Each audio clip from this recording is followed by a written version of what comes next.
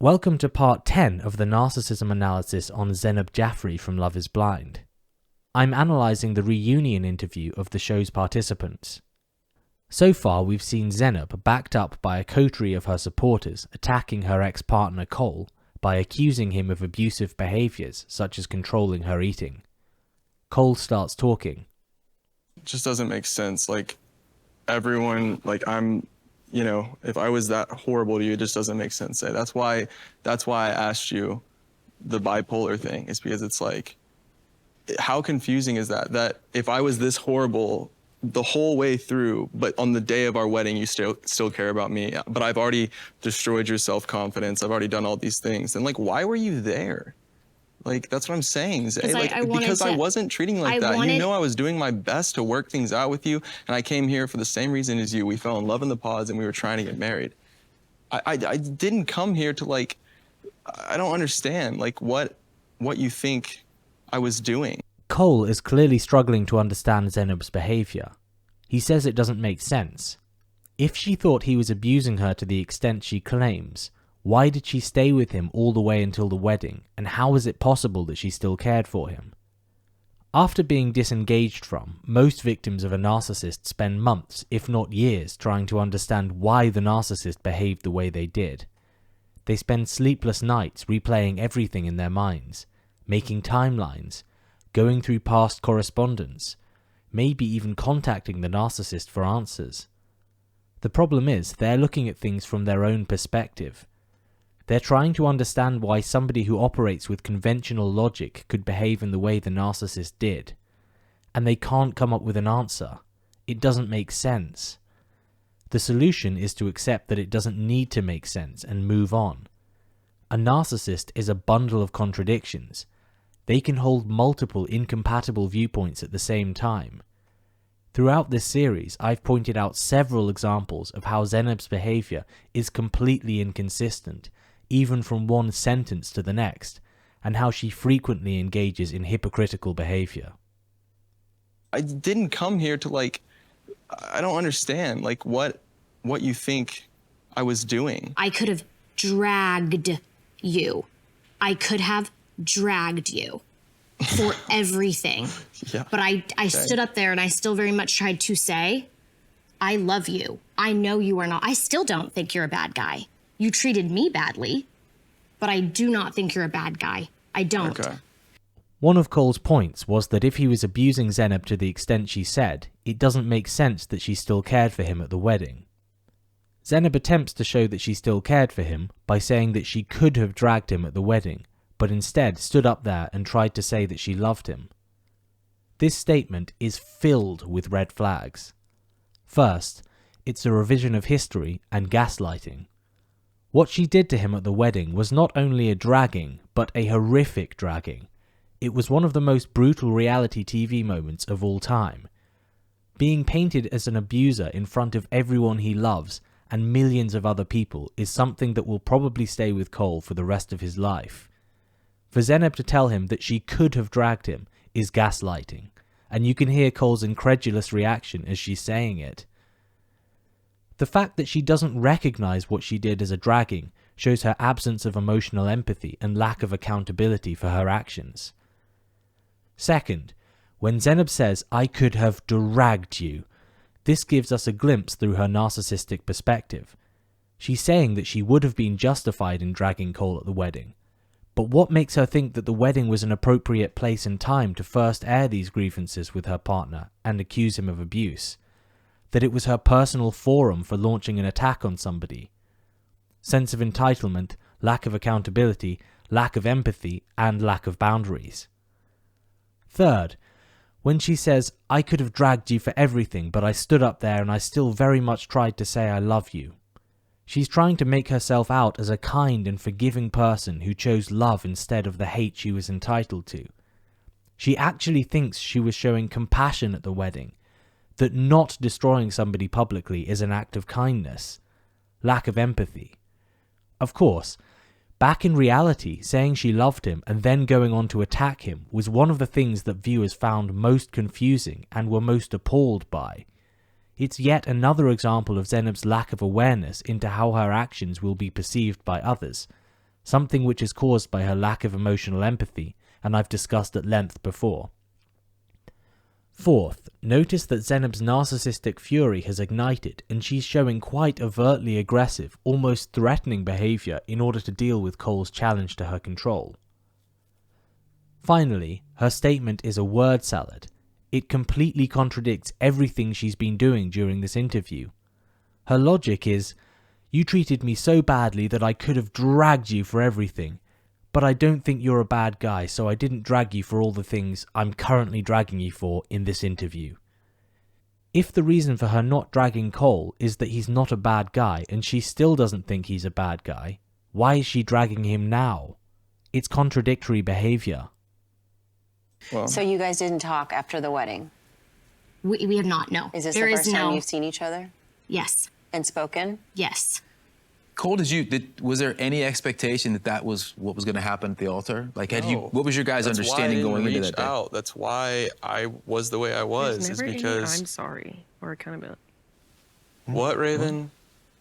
I just feel like what you just said, you're like, that's why I didn't reach out. Like, that's just kind of not taking accountability. Y'all don't believe the words I say. Like, I heard her, I listened. She wanted nothing to do with me. She didn't want me to call her, she didn't want me to pursue her, and I didn't have it in me. I was heartbroken because I really loved her. Once again, a coterie member jumps in to attack Cole as soon as he begins answering a question from the interviewer. The attack is relentless. Clearly, Zanab publicly accusing Cole at the wedding is a very good reason not to contact her going forwards. Doing otherwise would be dangerous. That's not a lack of accountability, as Raven suggests. It's common sense. Of course, Raven's on Zanab's side and is simply looking for every opportunity to attack Cole. So it's like, hate me all you want. Nobody I know what I hates you. did. I know what I Nobody, did. no one No one hates you, hates Cole. you. Dude, Nancy's looking at me. She called everyone me here evil. is You guys grown. literally think I came I into called you this. deceitful. Deceitful. You called me Deceitful. evil at the beginning of this and deceitful earlier. I did not call you evil at any point. We Yeah, can you roll did. that It's back. on camera. But Okay, well, we can roll it back, but I did not call you evil. I called you deceitful. Who was the first person you called afterwards from this group to I lean don't on? know. I just remember getting in the truck with my friends and being like, guys, that's not her. They were like, what do you mean? I was like, she's gonna text me. That's what I told them. I was like, I think she got like caught up in the moment or something of like the TV. I was just crushed and I was expecting her to reach out to me. And if she didn't, I wasn't gonna reach out to her because then I knew that I had just been fooled. Cole, once again clashing with Zanab's coterie. There was a moment in y'all's wedding after you gave that speech where there was like applause. I don't know if they were applauding you or what was the applause for? Yeah, and then What- they cheered when they all went to the door because they were proud of Zay for burying me because I'm the horrible person. I just heard. So Bartiz is saying your friends. It could be your friend supporting you in any capacity because we Right. do that. And like they didn't know she was going to say that, but when she did, they're like, I'm with her. Or it could have been premeditated and you're like, I'm going to tell him this, guys. Just want you to know and you have my back. So I had no communication with my friends. No one knew what I was gonna say. I remember even texting my best friend. She's like, so you're still gonna, like, people had known things that had happened. Like the trying to control what I ate and me changing my eating habits. A couple of my friends knew. In part 7, I said it's very likely that Zanab will have been smearing Cole to her friends before the wedding, and she just confirmed that here. The reason they clapped the speech is that they thought Cole was an abuser. One of the hosts, Vanessa, does a great job of taking control of the interview and reframing the question in a way that extracts this important piece of information from Zanab. So now, again, Zanab's accusation of Cole controlling her eating habits has been brought up. The trying to control what I ate and me changing my eating habits. A couple of my friends knew. They were COVID Sorry, testing. he did so that? okay. Again, this is good interview moderation by Vanessa. Zanab made a serious allegation and then started breezing past it without any discussion. She should be held to account and asked about the specific details, because this allows the truth to be determined and gives Cole an opportunity to respond. Vanessa looks over at Cole to see his reaction to the accusation, before stopping Zanab mid-sentence and bringing her back onto the topic. Interviewing a narcissist can be difficult and require strong moderation to stop them steamrolling the conversation with rapid-fire manipulations, such as accusations, deflections, denials, revisions of history, etc. And it seems to me that Vanessa is the more socially astute of the two interviewers, and her husband and co-host, Nick, is a bit out of his depth here. They were COVID Sorry, he testing, did that? okay. Yeah, it was. That's hilarious. I never once cared about what you ate. What are you talking about? I stopped eating. I was eating like a banana and a teaspoon of peanut butter just so I wouldn't like pass out on the long days we were filming. The cutie story that didn't make the cut was one day, it was like 2 p.m. we were still filming. I hadn't had a chance to eat, so I grabbed 2 cuties, like little tiny oranges that fit in the palm of your hand. And he looked at me and he goes, "Are you gonna eat both of those?" And I said, "Well, like, yeah, that's a serving." And he goes, "Well, we're going out to eat later. Like, maybe you should save your appetite." Oh my God. I cannot believe that you would say that, Zay. This is all working out so wonderfully in your favor because they did not use it. Oh my God. But I'm not crazy. I'm not a Please air pathological it. liar. If you have it, please air it. So yet another accusation from Zanab of something Cole did that wasn't shown in the final cut of the footage. This is a serious allegation of controlling and abusive behaviour that could easily ruin Cole's life. Who would want to hire an abuser or be associated with them in any way?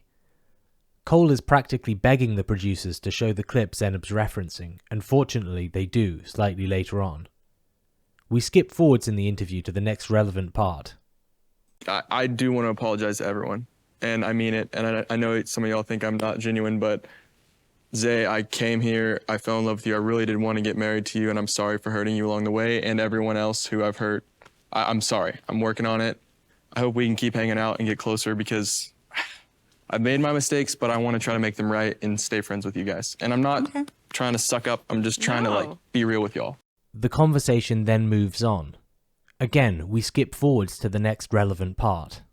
Do any of you regret this process? I do a little Not bit. one bit. What do you regret? Dude, You're the first person in 3 seasons. I mean, look at what I've done. What do you think you've done? Here's the deal, dude. If I you mean, think you made mistakes, then dude, you can learn from them and grow from them. If I destroyed someone's self-esteem, like, then I regret it. Like, I didn't. You did in that moment. So but, I regret but it. I don't. Then but I would not do it over if I could I go have back. completely forgiven you, though. I don't want you to have another failed relationship. I want you to find your forever person. I want you to have exactly what you want. You do deserve that. I forgave you the moment I walked away from you at that altar. I don't hold anything against you. I don't. Okay. I haven't. I don't have hate in my heart for you. Zanab has just spent the entire interview attacking Cole for things he did and painting him as an abuser, aided by her coterie who she previously smeared him to. Now she's telling Cole that she has completely forgiven him, doesn't hold anything against him, and doesn't have hate in her heart for him. This is a lie, and it's gaslighting. Believing Zanab would require Cole to believe that the brutal attacks he just experienced weren't coming from a place of hate, but from forgiveness, which is clearly nonsense. This is a great example of a narcissist's compartmentalization. As I've explained before, an unaware narcissist like Zanab asserts control in the moment, and the narcissist's current viewpoint doesn't have to match their viewpoint in the past. Previously, Zanab's control was being threatened by how she was portrayed in the footage and by people questioning her actions, and the best way of asserting control was to furiously attack Cole and paint him as an abuser. Now Cole is crying and apologizing, which demonstrates that he's under control. As a result, Zanab treats him benignly, asserting control and drawing fuel by letting him know she's forgiven him and doesn't have hate in her heart for him, which also allows her to appear like a kind, forgiving person. Being a narcissist, it doesn't matter that her two positions are completely and utterly contradictory. This shows why it's pointless to try and achieve closure from a narcissist at the end of a relationship. They don't have a fixed position. They just say whatever they need to in order to manipulate you in the moment. It's worth pointing out that Zanab still hasn't offered any kind of apology for her part in the relationship failure. It's clear that she doesn't believe she was at fault at all. Lack of accountability. I loved you very, very much, and I wanted to get married. I did. But you and me, it wasn't good. Coming from someone who did reality TV, it's a powerful and very strange and bizarre thing to see your life on screen.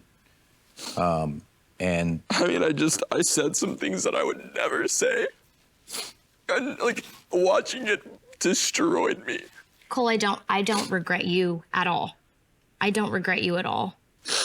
You really did teach me so much about myself, and there was no one else in this experiment that I would have done this with. There really wasn't. It was always Cole or bust, even when you were driving me crazy with your towels everywhere. It wasn't that many towels. It what was are you talking so about? many towels, but it's fine. It's past. Threat to control and nullification of threat to control. But I don't regret you at all. Okay. I would do it again. I would do it again, knowing just the outcome, as long as I got to do it with you. I would. I really would.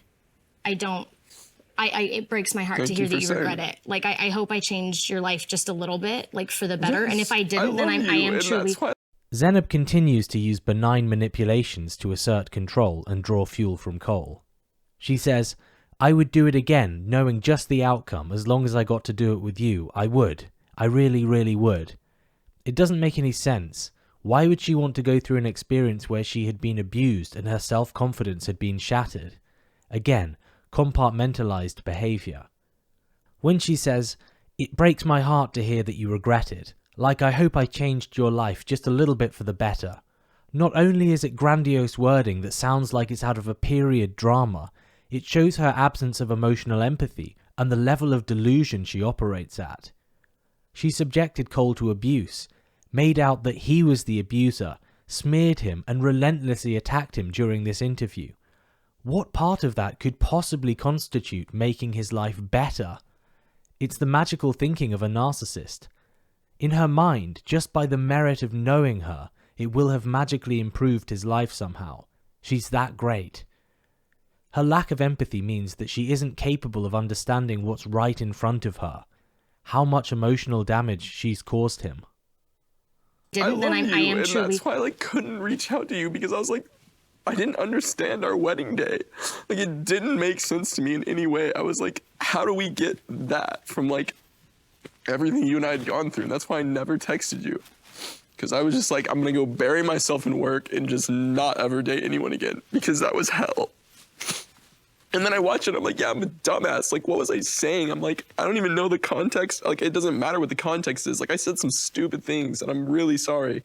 So I understand where you're coming from now, and I was somehow not seeing that I was doing those things. I know you're sorry, but I forgave you a long time ago. Why am I crying? Damn it. Finally, the producers show the clip in which Zanab claims Cole is controlling her eating. I've skipped the start of it, where they're discussing arranging a second wedding in the UK for Zanab's extended family. It's 4:40 in the afternoon, and they have a dinner reservation for 7. Killing oranges? Are you about to eat 2 of those? Maybe. That's a serving. You Better- okay with that? You better save your appetito. I've only had a banana Talking and like- a scoop of peanut butter today. Big ol' sucker tonight. So, You only had a banana today? mm-hmm. Why? Oh, I could I offered definitely you tell a you, but I poke probably bowl. shouldn't. I know you did, but we had that last night. Oh, are you getting a wedding dress? Something like that. Wedding dress bod? Yeah. In Zanab's version of the story, it's 2 p.m, close to lunchtime, and she didn't have a chance to eat, so grabs a couple of small oranges. Cole questions her and then tells her to save her appetite because they're going out to eat later.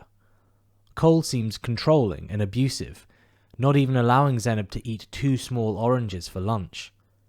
However, the footage has several important pieces of context that completely change the meaning of this event. First, it's 4:40 p.m. rather than 2 p.m. as Zanab said, so it's well past lunchtime and getting close to the time of the dinner reservation at 7. Second, Cole doesn't know that Zanab hasn't eaten anything when he tells her to save her appetite. When she tells him she only had a banana and a scoop of peanut butter to eat, he's surprised. Third, not only does Cole not know that Zanab hasn't eaten much, but he shows concern, asking her why she only ate a banana. Fourth, Cole offered Zanab a poke bowl earlier. This blows a hole in Zanab's narrative that he's trying to prevent her from eating. She even confirms this is true when she replies, I know you did. Fifth, It's actually Zanab herself who's trying to restrict the amount she ate. In her version of the story, she didn't have a chance to eat, but in reality she turned down a meal. Although she's evasive when Cole first tries to understand why she didn't eat much, it becomes obvious that it's her own choice when he asks if it's because she's getting wedding dress ready and she says something like that. Yeah. So Zanab's story is an example of a narcissist taking a real event, leaving out vital context and twisting little facts to make another person look guilty when they aren't in reality. Zanab's storytelling shows a revision of history and also projection. She's accusing Cole of doing the very thing that she herself was actually doing, restricting what she ate. So that's the reunion interview. Zanab came in all guns blazing with the accusation that Cole only looked better in the footage because the producers didn't show the clips of his abusive behaviour. We ended up seeing 2 additional clips of footage, one of which Zanab herself cited as a key piece of evidence of Cole abusing her. One of the clips shows Zanab abusing Cole. The other clip shows that Zanab lied about Cole abusing her. I think I might wrap the Zanab series up here so we can end on a high with Zanab being exposed as a liar. There's diminishing returns from continuing to analyse any one individual narcissist, and there are so many other narcissists demonstrating different aspects of narcissism that I want to cover. For example, how multiple narcissists can band together to bully others. What happens when 2 narcissists are in a relationship together. How a narcissist interacts with their children, and many others. As always, thank you for watching and please subscribe to my channel and join me in continuing to blow the lid off narcissism.